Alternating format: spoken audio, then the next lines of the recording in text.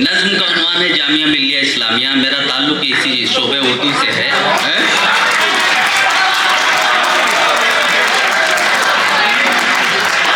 तुम मेरा इश्क हो मालूम नहीं कैसा इश्क, तुम मेरा इश्क हो मालूम नहीं कैसा इश्क। मैं तुम्हें लफ्ज़ के हाले में नहीं रख सकता। भाई क्या बात है, मैंने जलती हुई आंखों में तुम्हें देखा है, क्या बात है।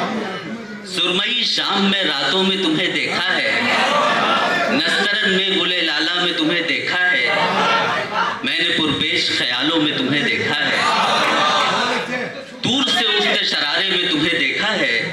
तुम मुझे जोहरा निगारों में नजर आए हो, तुम मेरा इश्क हो मालूम नहीं कैसा इश्क। तुम तो तकदीस का एक खिलता कमल हो शायद, जिसने अनगिनत सितारों को जला बख्शी है, रेज़दारों के शरारों को जला बख्शी है, शहरों गांवों के दुलारों को जला बख्शी है।